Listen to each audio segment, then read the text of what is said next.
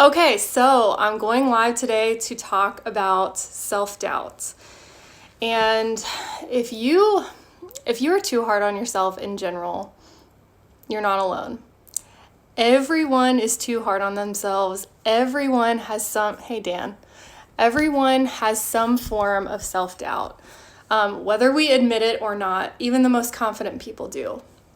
And I see myself as someone who typically projects confidence. So I thought that it would be helpful for me to share some of my real vulnerable self-doubts that I've had. These are not things, I do not consider myself an irrational person.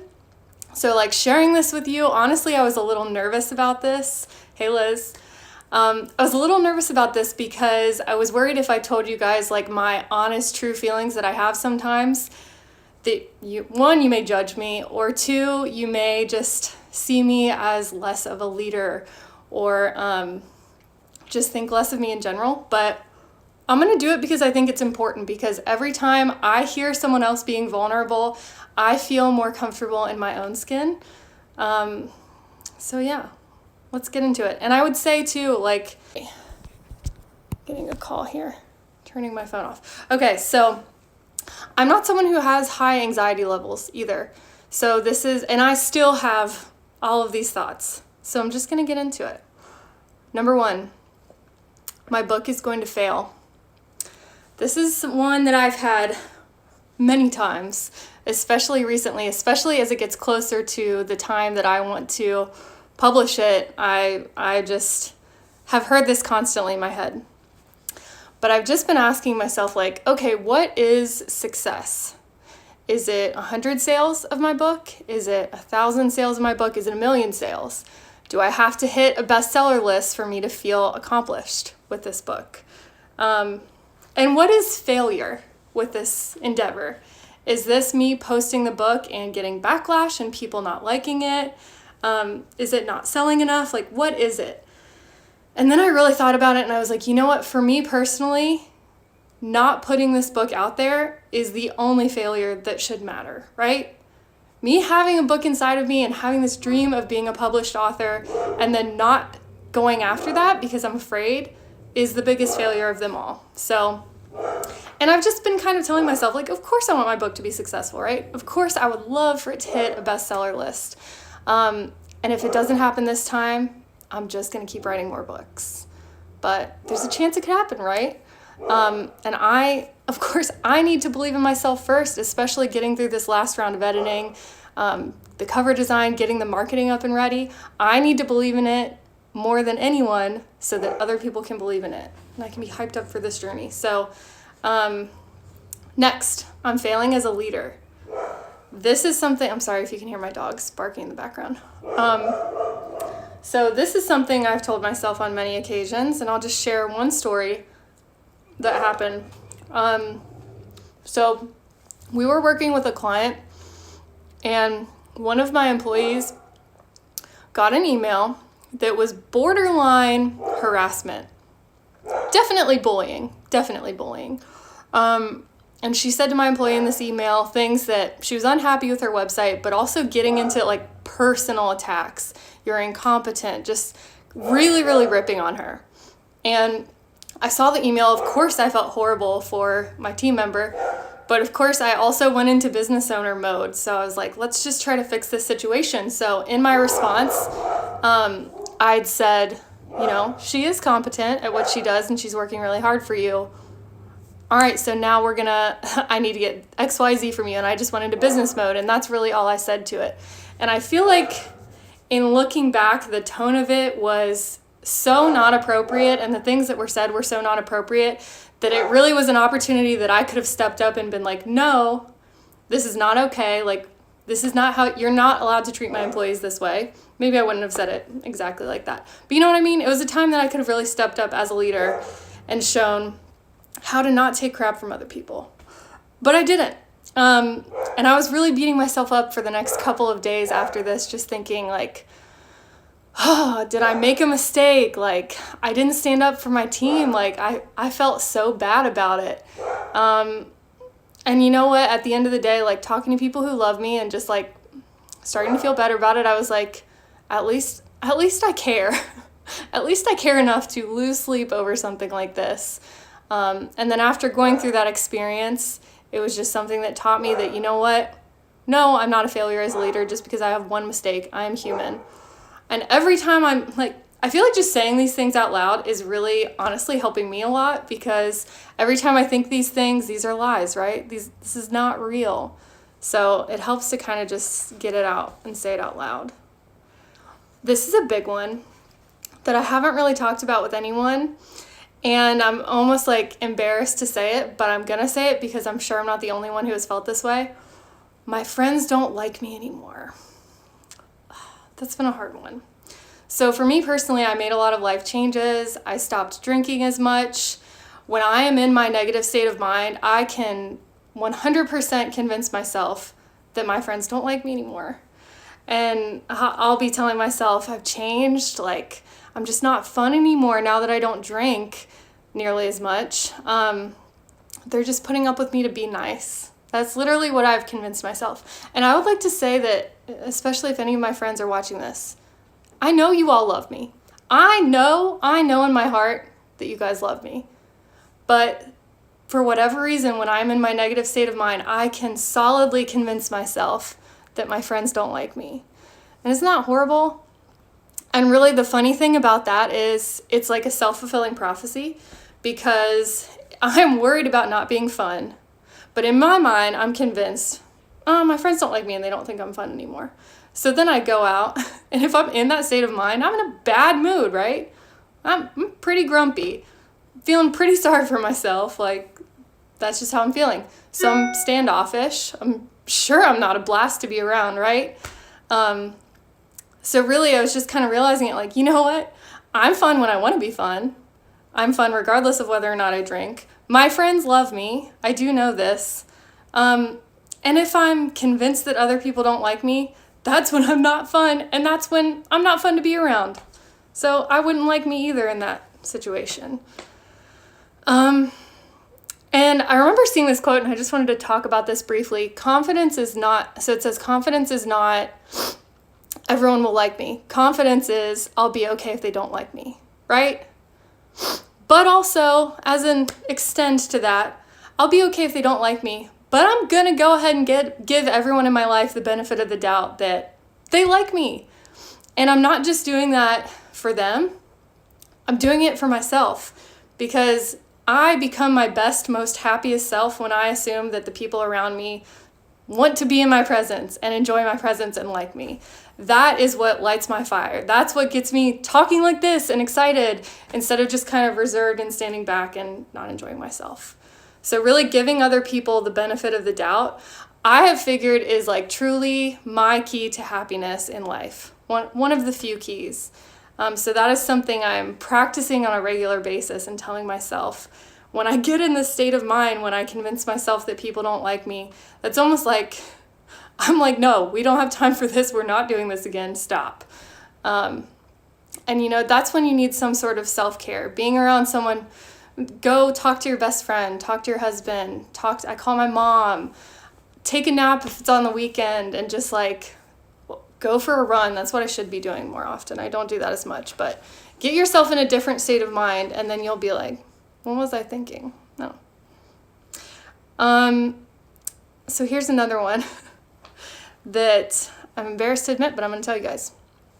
Corey doesn't love me. My husband doesn't love me. This is something that I have rationally convinced myself in my head when I'm experiencing doubt. And if you've met Corey, you know that he is one of the most loving, loyal people on this planet. He has never given me any reason to doubt his loyalty to me. But still, I've convinced myself of this. And really, ultimately, I think it boils down to this. I am someone, if you've taken the love languages quiz, I'm someone who words of affirmation is super, super high on my list. So I need words of affirmation on a regular basis from the people I love to feel happy and fulfilled in my relationships. So now something that I do with Corey, and I feel like this has been a really good practice for both of us. And if you overheard me, you'd be like, wow, she's needy. But I'm like, you know what? I just know I know what I need to be happy in a relationship. So I will now just tell him, I'll just ask him randomly throughout the day, like, do you love me? And he'll be like, of course I love you. And I'll be like, tell me how much you love me.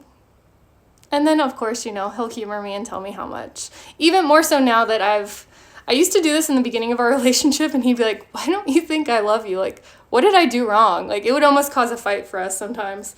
And now he's like, yes, I love you. Yes, you're amazing. Sometimes I'm like, tell me how amazing I am. And honestly, like, it sounds stupid, but that has worked wonders for our relationship. And it's not something that he needs. Like, I give him words of affirmation. I'm like, you're amazing. I can't believe you did this so well. You're killing it. And he's just like, almost no reaction usually. Or he'll just be like, thanks. It's not his love language. So another thing that I've convinced myself along the relationship with Corey line is we never go on dates. I remember arguing with Corey about this. We never go on dates. What I've come to learn is if my needs in the relationship are not being met, that's on me. And I need to say something.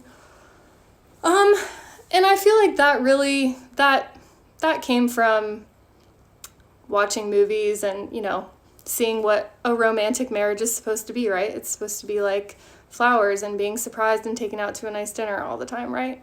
But that is not how Corey's brain works. He's like, I'm not a romantic person. And I'm like, that's okay. You don't have to be. So anyway, I really learned to speak about what I want and what I'm looking for.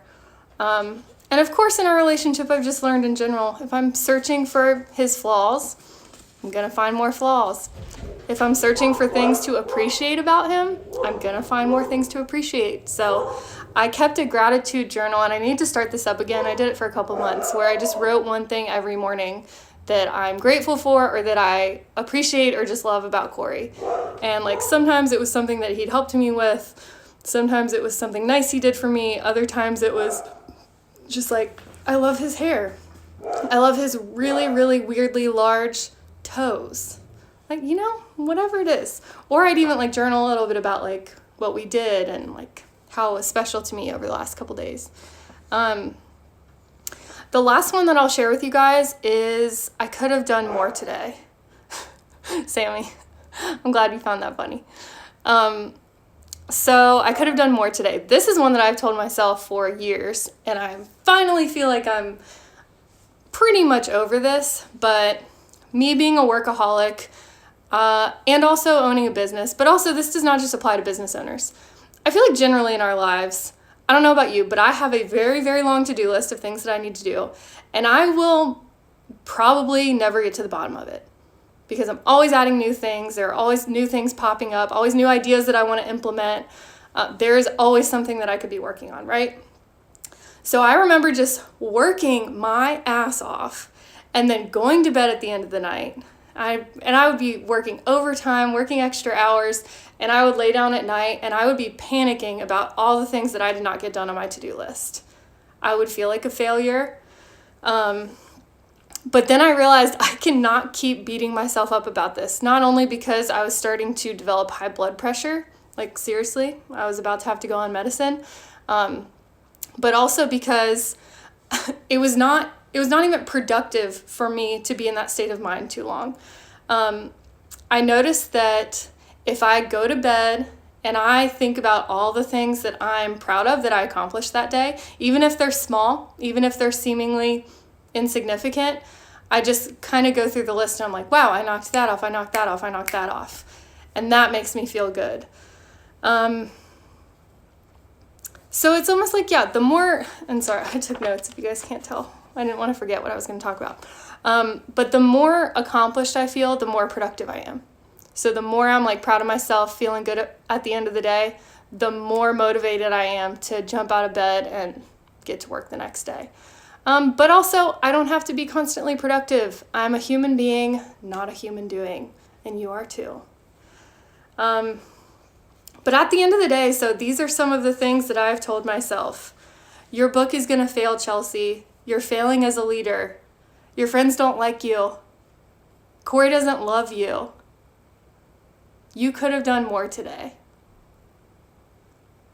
These are the things I tell myself. And if anyone else in my life said this to me, Corey would jump down their throat, right? Like, think about it that way. If someone said this to your spouse, to your best friend, to someone in your family, you would go to bat for them. You would kick them out of your life immediately, right? But we do it to ourselves all the time. So just kind of thinking of it that way has, I don't know, it's really helped me. And I've just seen some things online that have said, I'll literally cut myself off in the middle of a negative thought and be like, girl, we don't have time for that. Moving on. And I've been doing that lately. And it's kind of like, it may sound really goofy, but it's helping. So, yeah. I hope this has helped you guys in some way. I just felt really inclined to share this and also embarrassed to share these things. But I want to hear how you're currently feeling if you're doubting yourself. I want to give you words of affirmation because regardless of whether or not that's your love language, I think everyone could use a little more of that. And I'm going to share some more stuff, some more graphics and quotes that I found that are really resonating with me this week about self-doubt. And I'm going to try to stick with themes because in the social media contest, I have to post every single day and I have to do lives twice a week and a bunch of other stuff. So I'm going to start theming it so I'm not just bombarding you guys with a bunch of random stuff. So this week, the theme is eradicating self-doubt, which Jenny, I think you did this theme a while back and I grabbing the idea from you. But thank you guys so much for watching. I really appreciate it. I'm going to awkwardly pause my Facebook and then my Instagram live, so bear with me. Have a good night, guys. I appreciate you.